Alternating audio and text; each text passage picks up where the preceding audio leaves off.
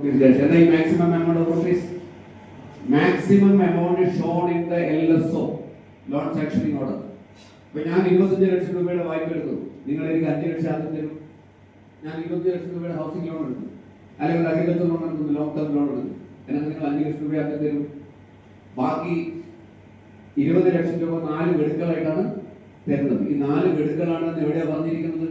Loan sanctioning amount means the maximum amount shown in the loan sanctioning order as per the resolution passed by the board of directors.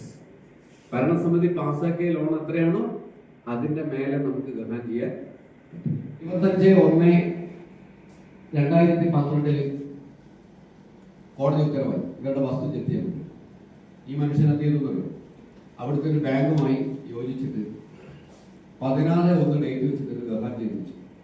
Back date അന്ന് മാനുവലാണ്, diesel back date ഇട്ടിട്ട് government ചെയ്തു.